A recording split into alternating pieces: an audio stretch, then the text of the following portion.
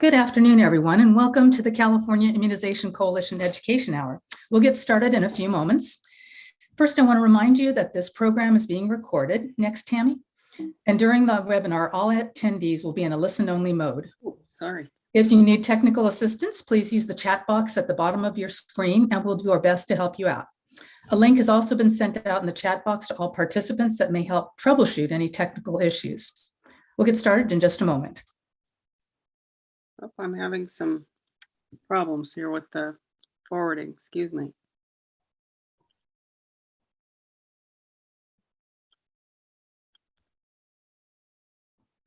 I'm not sure why. Excuse me, Catherine. Sure. I need to check something on my settings.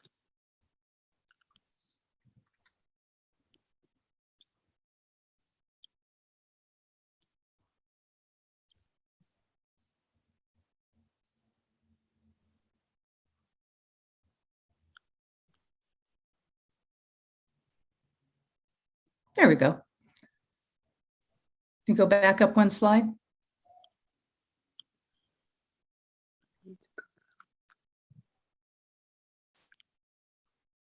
I'm sorry. It's okay, they've got a mind of their own. That's all right.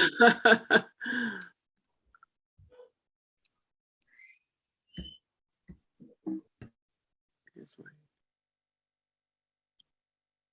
Okay.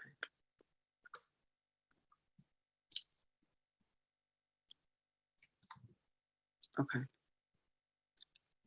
Super, we're ready to go then. Okay. Oops, there we go. Thank you. So let's get started. I'm Catherine Flores Martin, Executive Director for the California Immunization Coalition, and I'll be your moderator for today's call. The California Immunization Coalition hosts education hours throughout the year on immunization-related topics to help our colleagues stay up to date on important news and information. And today we're pleased to share updates about the ShotByShot.org project. And ShotByShot is a collaboration between the California Department of Public Health Immunization Branch and the California Immunization Coalition. We've worked together for many years, and we're thrilled by the partnership and the amazing work that has been accomplished. So we're looking forward to hearing about the new stories, the collaborations and partnerships and resources that can help us tell the stories of vaccine-preventable diseases. Following today's webinar, I think we go one more slide. A recording of the webinar will be available. A recording of the webinar will be available on the CIC YouTube channel, which you can access via the immunizeca.org website. And we'll post this again at the end of the broadcast. If you're unfamiliar with this new feature on the CIC website, I encourage you to check it out because we have a lot of the past education hours, other special webinars, and our COVID conversations on that YouTube website. So next, I am very pleased to introduce you to our featured speakers today. We have Tammy Pilisuk and Nicholas Rupp. Tammy Pilisuk has been working with the California Department of Public Health Immunization Branch since 2000. She's been the lead for the California Immunization Coalition's ShotByShot.org project since 2014 and has interviewed and produced many stories with individuals who are personally impacted by a vaccine-preventable disease, as well as curating the story collection by collaborating with partners. Tammy also works on flu vaccine quality improvement with California's Vaccines for Children program and currently serves as the Immunization Branch's tribal liaison during the COVID-19 vaccine planning effort. At the American Public Health Association, also known APHA, she is a longtime governing counselor, recipient of the Hendrick Bloom Award, and member of the Health Communications Working Group Leadership. And Tammy has earned her MPH from UC Berkeley. We're also pleased to have a special guest, Nicholas Rupp. Nicholas is a communications director for the Salt Lake County Health Department. He began his career in broadcast television in 1998 and then worked in print journalism, radio, commercial photography, and for the Sundance Institute before joining Salt Lake County Health Department in 2010. Nicholas holds a Master of City and Metropolitan Planning and a bachelor's degree in mass communication, both from the University of Utah. He's a licensed environmental health scientist, and Nick has taught part-time in the University of Utah's Department of City and Metropolitan Planning since 2012. In summer 22, he'll begin his his PhD program at the Johns Hopkins Bloomberg School of Public Health.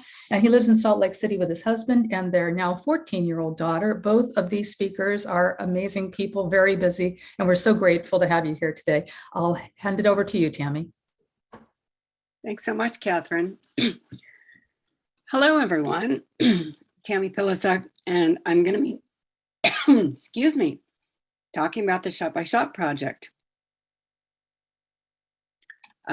I'll be talking about our newest stories, which is our COVID-19 story collection, and talking a little bit today about how we work with partners, and excited to talk with one of our partners here today. For those of you who aren't familiar with ShotByShot, we have a collection of stories from people who are personally impacted by vaccine preventable diseases. We have been around since 2010, and our story collection just keeps growing. We have well over 200 stories, and I'm excited to share some of those here today. Even though we're based in California, we have sharing partners at the national level, and we're recognized at the national level. For example, we have stories featured at the National Foundation for Infectious Diseases, the Immunization Action Coalition, and CDC. And I love this quote from story guru Andy Goodman. No one ever marched on Washington because of a pie chart. And the story of George Floyd really epitomized that, because his story galvanized people to march and protest all across the globe. That is really the power of stories. And right now, as we all clearly know, we're living through an historic time during the COVID pandemic. And here is a graph that was put together by the Pew Research Center and published this past March. And it talks about the something that's would have been unthinkable a couple of years ago, that we're approaching 1 million lives lost to COVID-19. And this is the currency of communication that we have in our daily lives in public health now, talking about this enormous losses. And I want to take you through now an example of another way that we communicate in ShotByShot. I'm gonna play you Jennifer's story. So I got vaccinated back in March. My husband was planning to get vaccinated back in January, but something came up, so he waited too long to get vaccinated. He just waited too long to get my appointment. Well, he was at the TV when he found out he had COVID. They took him to the right away. It was only 2 days later that he was having breathing problems and he went to ICU. Only 2 days after he was in the room. And so he was in the ICU for almost a month. And they did everything. The doctor gave him all kinds of medicine. They gave him antibiotics, they gave him steroids, and they everything they tried to do. They said you will get better, but you will back down, and you will get better, and you back down. That's a roller coaster. And I was out of town, so I had to get my doctor's checkup, and I don't want to leave him, but he passed away the day after. So I was telling everyone, everyone, just please get vaccinated, because of what happened to my husband. It's not worth it. It's not.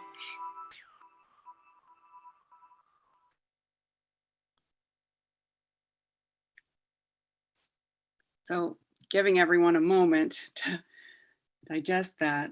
I want everyone to just think about the visceral difference between looking at a graph that's representing, you know, thousands, hundreds of thousands, even 1 million deaths, and then listening to something like Jennifer's story and thinking about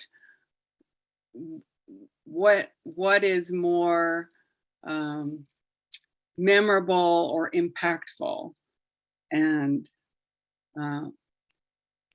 often people will tell me that a story is something that sort of hits them more in the gut and is more memorable, even though it only represents one person's story versus even a million people. And of course, I'm not suggesting that, we rush out and start substituting stories. Obviously, we need data and we need, many different kinds of data. But one way to use stories is to supplement our data. And a way to do that is to take a picture and a compelling quote and add that to your data. These stories are a way to put a face on our data and to remind ourselves that there are real people and real stories behind the data. And with that, I'd like to enter into the story collection that we have on COVID stories in ShotByShot. So our COVID collection started in early 2021 when Nurse Cynthia called us up. She had contracted COVID on the job. She was young and had 2 young daughters, and she was quite worried. She became very ill. She ultimately went into the ICU. She was worried that she might have to be intubated. Ultimately, she recovered and was able to get vaccinated, and she felt strongly that she wanted to tell her story so she could urge other people to get immunized and avoid the situation that she had. And after that, we were able to start building up a collection of stories, which has blossomed into over 40 stories. And I want to start sharing that with you here. So here are other healthcare providers, doctors and nurses that share some different perspectives. And we have stories like Alicia, Nurse Alicia, Nurse William, and Nurse Colleen. They talk about the incredible strain that COVID has had on the healthcare system and how it's been really difficult for them and the system in general. Really difficult personally and just straining the system. And then doctors like Dr. Olivares, Dr. Jackson, and Dr. Caballero, talking more in the traditional PSA sense in terms of how they would message to their patients who are considering getting a vaccination to help them make a decision about getting vaccinated. And then we have 2 stories from Nurse Sarah and Dr. Pasqua, and they talk about having the experience from both sides, being infected with COVID-19, and in each case being hospitalized, seeing it from both sides, being a healer and being a patient. And here we have a whole collection of stories of pharmacists that we got from the American Pharmacists Association Vaccine Confidence Campaign. And here are pharmacists representing different communities, and they emphasize talking to people within their own communities. So we have pharmacists talking to the Latinx community, to the Native American community, to the African American community. And Rebecca talks as a pharmacist, but also mentions that she is a lung cancer patient and how that makes her more vulnerable to COVID-19. And Rhonda talks about having had COVID and how that experience informs how she communicates with patients that she's going to be vaccinating, so she can speak from her own personal experience. And then we have some very interesting stories about people I would say are now formerly vaccine hesitant.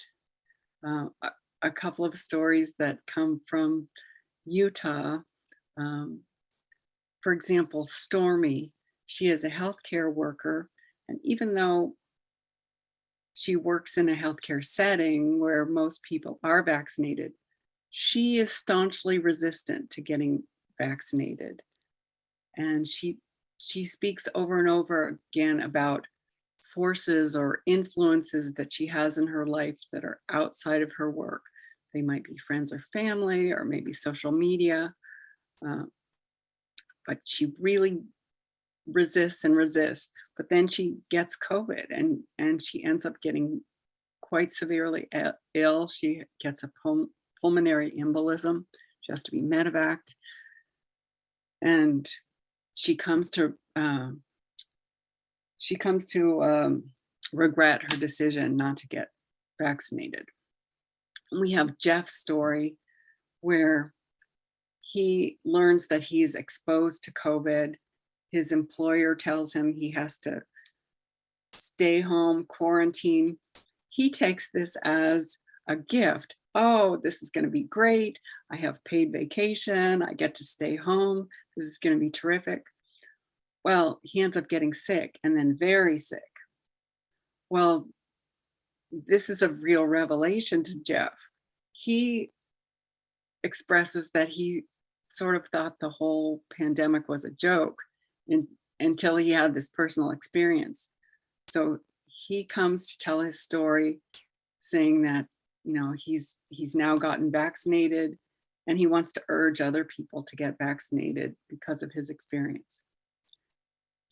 And we have Emily, and she comes from a family where her parents were resistant to getting vaccinated. She herself took a long time to make the decision to get vaccinated, but once she did, she felt really good about that decision. And her story, I would say, lit up our Twitter feed. I would recommend, if you're interested, to go and check out Emily's story. It was quite popular. And here we have some stories that represent family members who talked about loved ones. And we have a story from Hawaii, for example, Amy's story, where she talks about getting ill herself, worrying about her kids at home, but then at the same time, she learns her parents also get COVID. And while she's still recovering at home herself, she learns her father becomes ill, and her father goes into the hospital, and ultimately he doesn't come out. Her father passes away, and this is just so sad, so traumatic. In Stephanie's story, she talks about her sister. Her sister has a cardiac event, and her sister is rushed to the hospital, and they find out the hospital is completely full of COVID patients. They're not able to admit anyone, and her sister dies because the hospital has no capacity, and it's just this tragedy.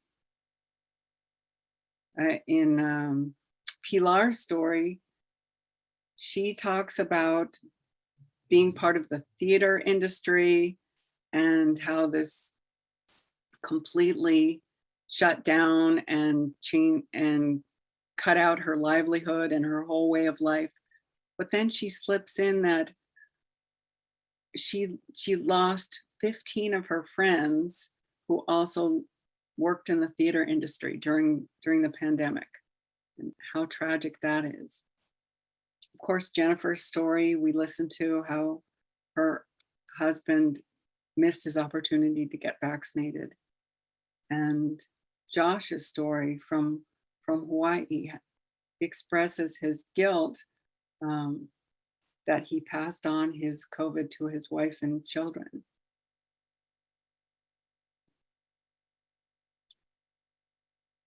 And we have some very moving stories of people with long COVID.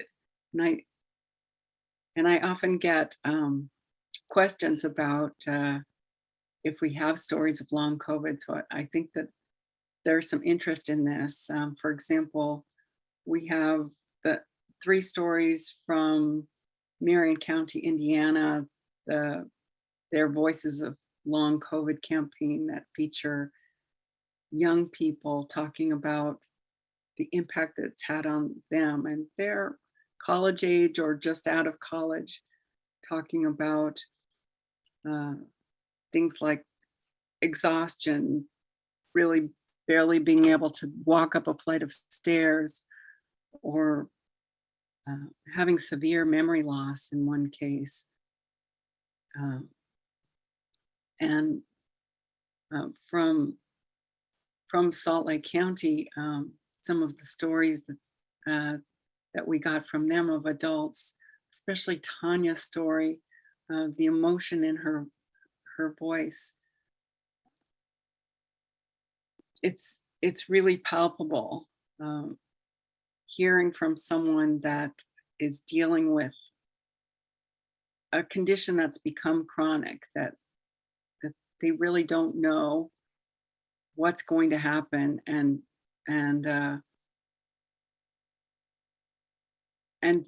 really having to reckon with an unknown set of symptoms, and an unknown what is the future going to hold. And a story from Hawaii, Lofa's story, where he's presented on his porch with his wife, and you see him, and he's got an oxygen canister, and he talks about the problems with his lungs, and you can see him still uncomfortable and having some coughing during the interview. Well, I think, this is an important collection.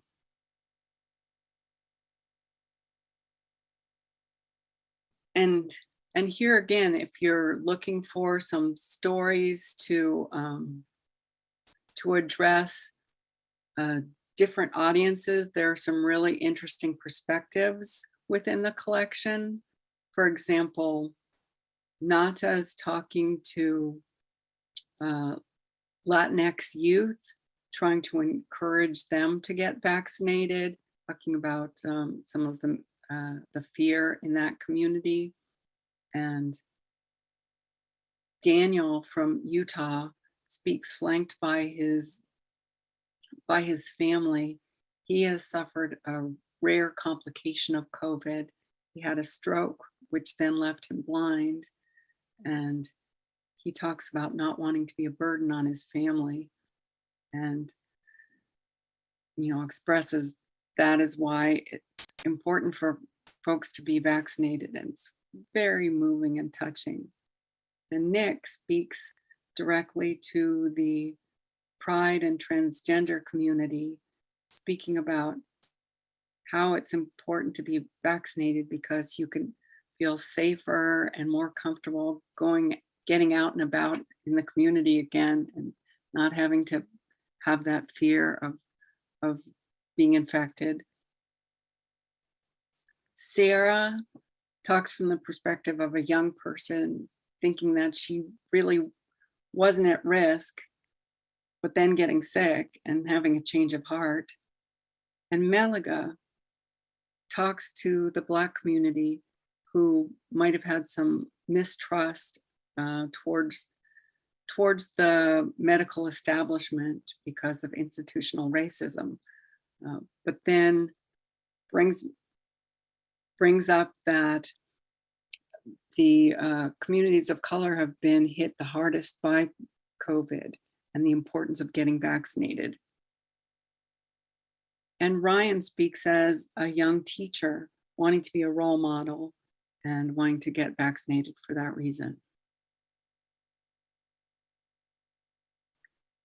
And finally, I'm really excited to say that many of the stories that we have for the first time are available in Spanish. Not all of them, but many. I think we have about 15 of the stories that, if they're not in Spanish, have been translated or subtitled in Spanish. One I haven't mentioned is Virginia's story, contributed by Face to Face America. She is a nursing home worker who contracts COVID on the job. She ends up being hospitalized, but after she recovers, she speaks to her doctor and makes the decision to get vaccinated. So this is, I'm excited about the collection, and I hope that this gives kind of an overview of what we have available. But I'd like to pivot a little bit and talk about how and why we have such an incredible collection. That is because of the awesome partnerships that we've been able to collaborate with over the past year. And this is really, these 7 partners are responsible for building this collection over the past year plus. And we're lucky enough to have one of them from Salt Lake County here with us today.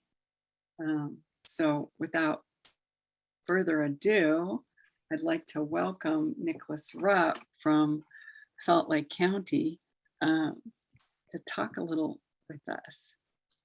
Well, thank you, Tammy, and thank you, Catherine, for having me as well. Salt Lake County Health Department was very excited when when Tammy contacted us to ask about the stories that they had seen that we were featuring in local media. We had produced a number of stories for use on social media, on our website, and then we ended up using them on broadcast media as well here in Utah. And we got into that effort, and to have a partner like ShotByShot like the work enough to want to share it further was number one, an honor, but number two, really furthered our mission beyond the boundaries that we normally serve. And it was a no-brainer for us to participate, because we're all in this in public health, in the public health world. We're all in this together, and our work can be better utilized and more efficiently utilized the further it goes. Tammy asked me to speak briefly about how we produced these stories and how we found participants willing to share their stories. With COVID, it really was pretty easy compared to some other vaccine preventable disease stories that we try to tell. I think a lot of the affected community, the communities affected by COVID, they felt like they hadn't had an opportunity to be heard, particularly those suffering from long COVID. And so we started just by putting feelers out within our own personal networks. Our production team here at Salt Lake County Health Department just started asking people they knew who had COVID or who had been vaccine hesitant or who had long COVID, hey, would you be willing to tell your story? Or do you know anyone who might be willing? We also use social media, and we joined some long COVID groups on Facebook, some Utah-centric long COVID groups, and we posted as Salt Lake County Health Department, explained that we were working on a public information campaign, and if there was anyone in that group suffering from long COVID who would be willing to share their story, to please contact us. And we had literally dozens of long COVID sufferers reach out willing to tell their story. The process we went through to share these stories for COVID was a little longer than we normally would. It was so politically heightened that we did some sort of background checks and references, nothing formal, but we wanted to make sure the stories we were sharing checked out and they would really withstand scrutiny from anyone who was opposed to the COVID vaccine. So we did have a bit of a longer pre-production schedule. We asked a lot of questions, did some pre-interviews, and then we sat down with everyone we selected and we did a pre-interview, probably 60 to 120 minutes, depending on the person. And we just talked through everything. We practiced helping them tell their story, helping them verbalize what they went through. And we did it over and over again. So they got a muscle memory about telling their story. Their mouths got used to saying the words. We gave them feedback about telling their story. And then as a third stage, we actually filmed them telling their story and did that production. And we had a really wonderful production team, went through several versions. We did several edits. And this sounds really high quality and like it was a lot of work. And we did put a lot into this one, but I do want to encourage everyone watching that if you want to tell someone's story, you can pick up your smartphone and do it. You don't have to do a lengthy, really high quality production. You can get really decent quality out of a smartphone and share it on a social media account and get that story told. Perhaps you're part of an organization that doesn't have a full communication team or a video production team able to tell those stories. You can do it yourself and tell the stories and then make them available to Shot by Shot, or you can utilize Shot by Shots. Tammy makes these stories available to anyone in the public health world wanting to utilize personal stories along with the data. I talk about bringing people's hearts along with their heads. You know, we use the data to get their brains thinking, but we use the story to compel their hearts and to make the data memorable. So it's easy to do, and we would love more Shot by Shot partners. I know Tammy would. Gee, thank you, Nicholas. Should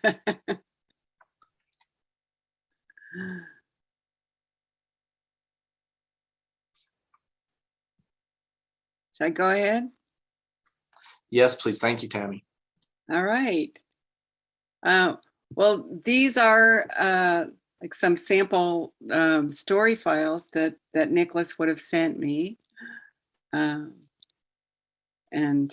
just a sampling because they had quite a collection, and I'll show you. So what we did was co-branded infographics. You could see we got their logo. We went through a little approval process with them, but then we could use those for social media.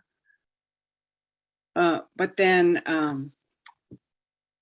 a lot of the partners are getting more clever and making some of their videos really short, so they're already social media ready. So for example, these couple of 30-minute ones come from Salt Lake County, and I want to show Dorian's because I think this is a really nice one. It's kind of like every person. I overcame the reluctancy to go get the vaccination.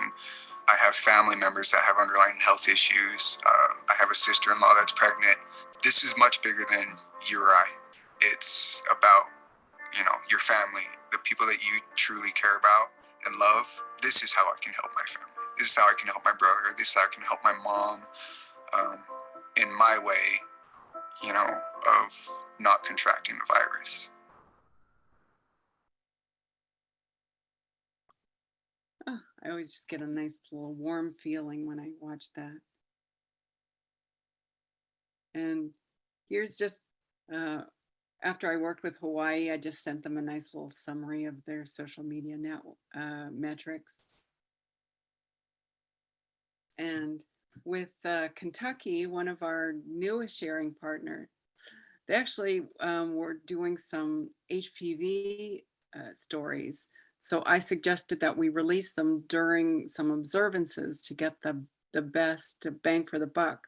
So we released Jessica's story during Cervical Cancer Awareness Month in January. And just this month was National Oral Cancer Awareness Month. So we launched Steve's story and David's story. And we made these infographics for them as well. And for Jessica's story, they did a little tandem outreach to their own partners, so they got a little bump in their social media effort. That was nice. And again, these are the partners that we worked with over the past year. But over the many years that we've worked with many partners, and we encourage you, as Nicholas said, come work with us as well. If you have any stories, we would love to work with any of you out there.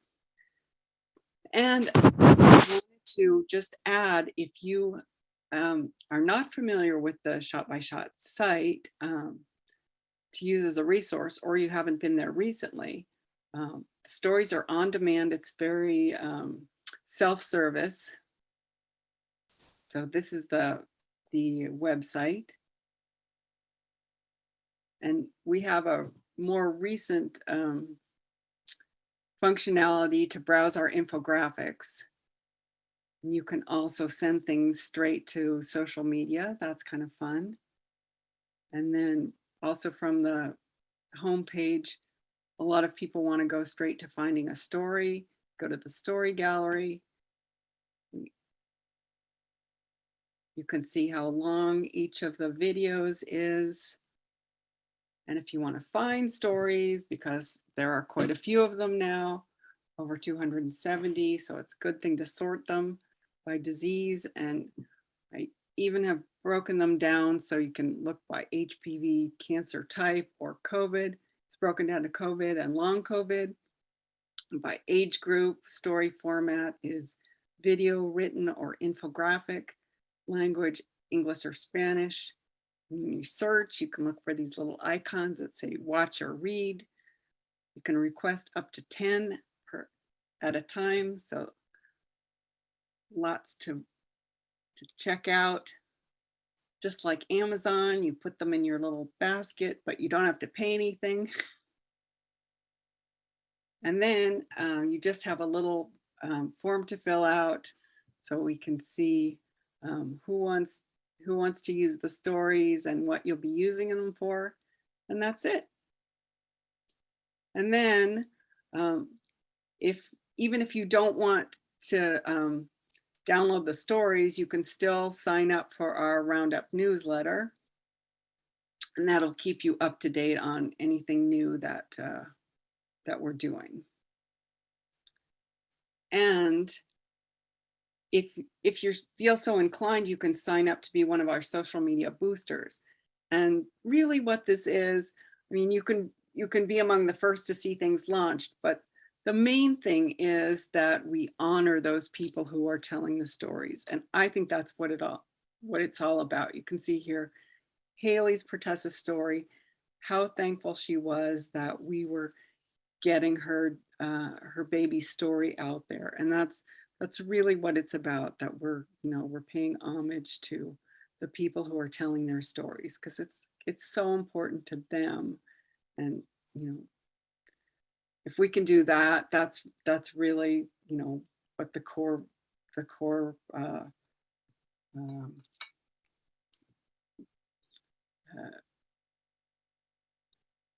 purpose is. So we support the circulation of the stories. And if you're interested in doing that, you can shoot a message to info@ShotByShot.org. And that is it. I would like to thank the ShotByShot team, and of course, thank Nicholas for coming on with us, and to thank our boosters, all of our partners, and our contributors.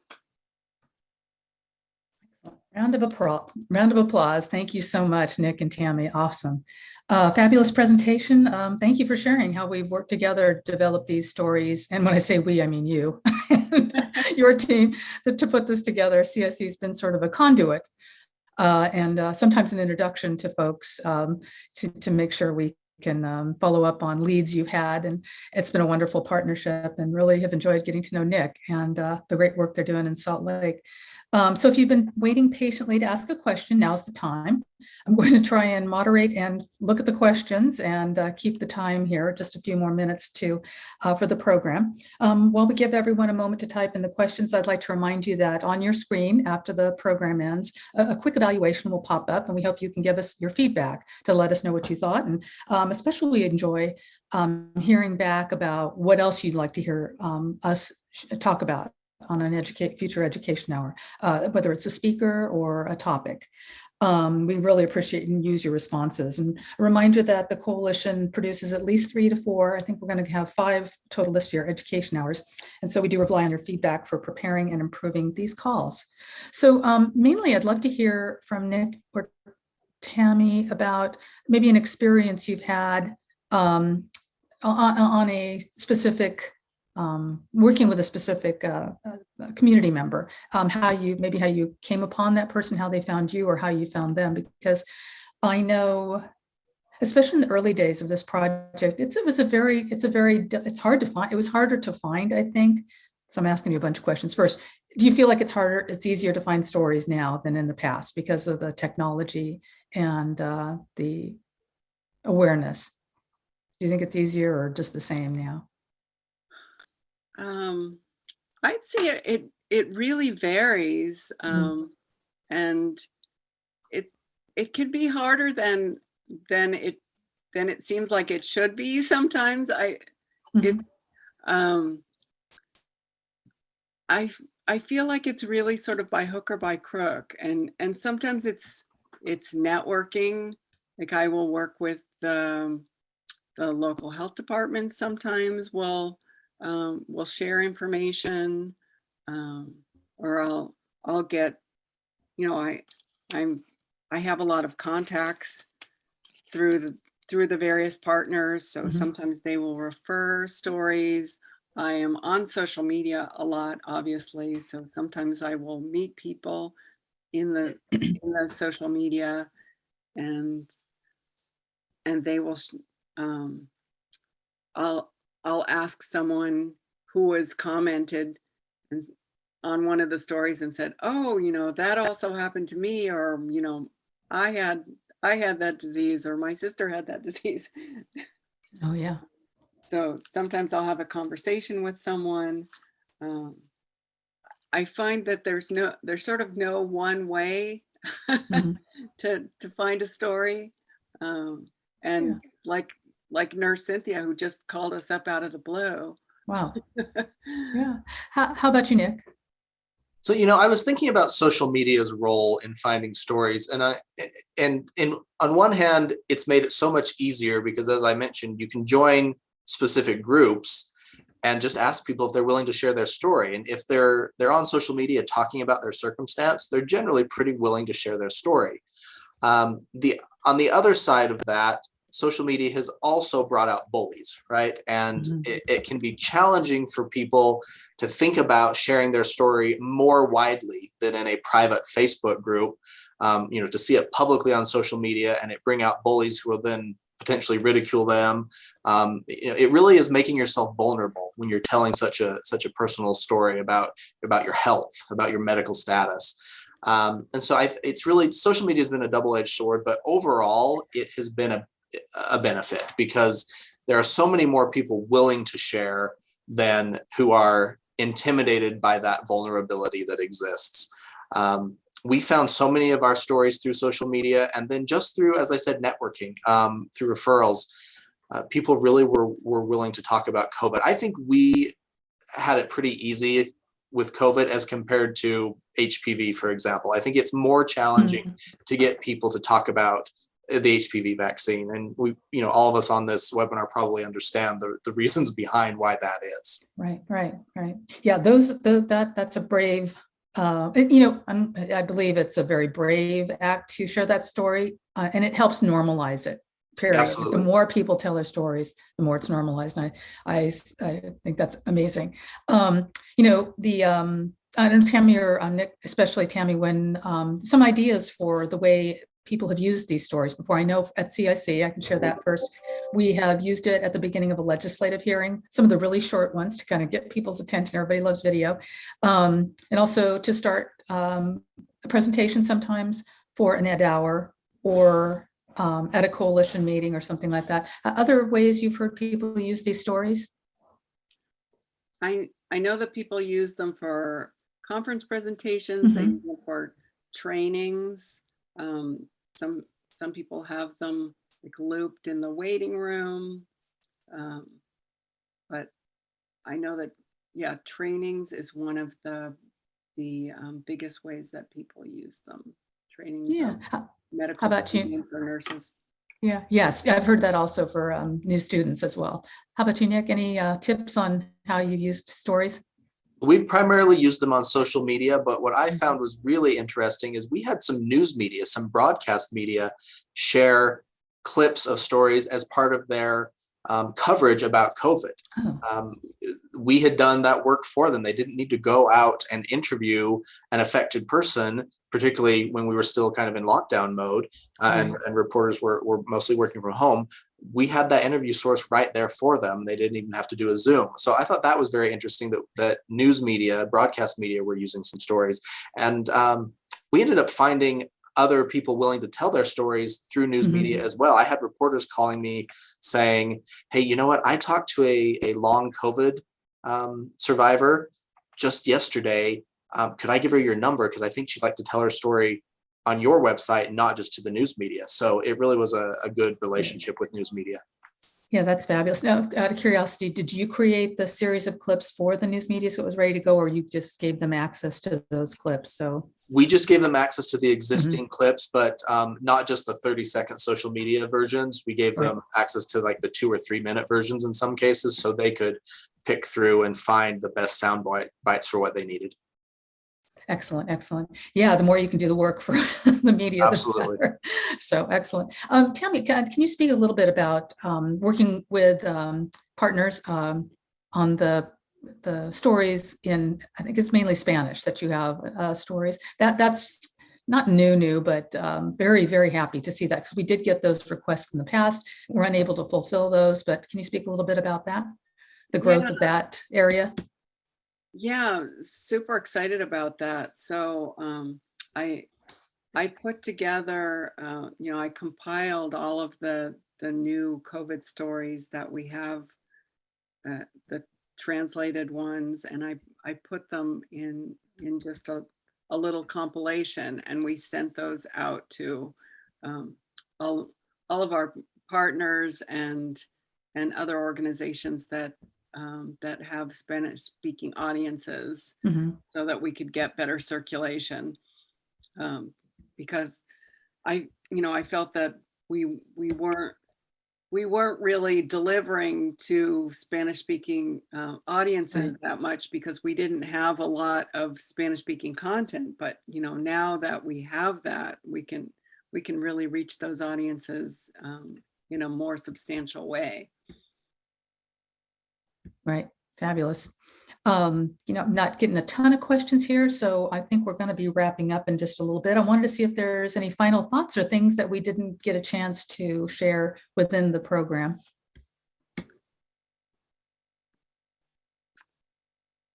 I just hope that folks will take the time to use Shot by Shot as a resource and share that with their colleagues. And feel free to get in touch with me if they have any questions about stories, and whether they'd like to use stories or contribute stories. I'm here.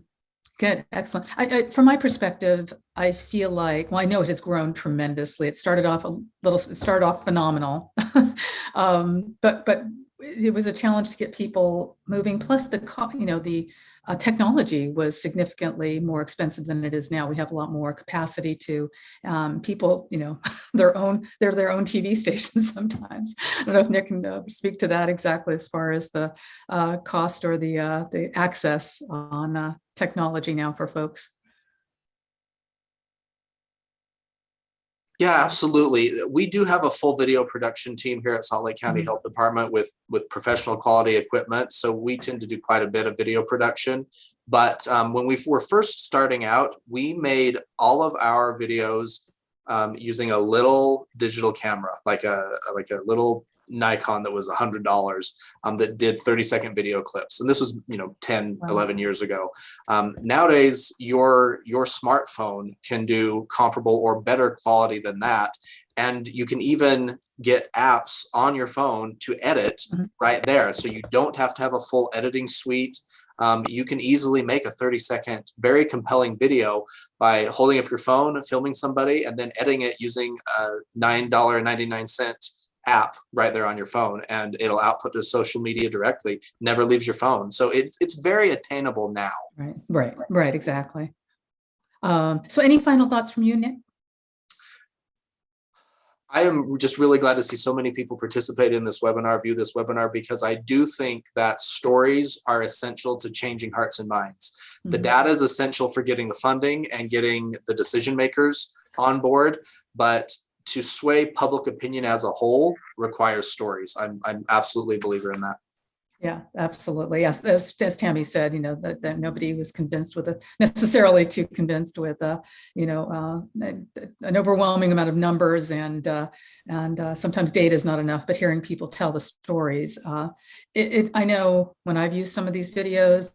First of all, watching them, it is get out the Kleenex, get out the hankies. First of all, I can only handle so much. But secondly, it impacts the people that I've shared it with. It always has made a difference. And we've had speakers at our events will show their story. Some of those speakers that are listed on Shot by Shot, we've started their presentation with their story and how they've participated with Shot by Shot. And I'm so pleased. I love working with Tammy always, but I'm especially going to call it Nicholas and your team for joining us and for being a partner and saying yes to Tammy and to all the coalitions and other groups that Tammy's listed there that have agreed to share on this site that is really our site. It's not California's site. We look at it as our site to be able to tell the stories of people who have experienced vaccine preventable diseases. So we're so grateful to you, and also want to thank the members of the California Immunization Coalition Education Committee for supporting this call, planning it, and a big thanks to all of you for joining us for this Ed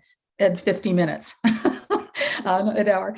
So please remember to complete the evaluation form that will come up after this broadcast to tell us what you thought. And if you have any questions following the broadcast, a couple people asked for that YouTube channel. I wasn't able to find it. I'm not as quick as Cameron, our usual tech person. And let us know at info@immunizeca.org, and we'll get that back to you. And it should be posted on the our YouTube channel if not the end of this week, Monday for sure, I think. So you'll find that on our website under the resource tab, then education hour. So thank you again for joining us, and we wish you a wonderful rest of the day. Thank you. Thanks so much. Thank you.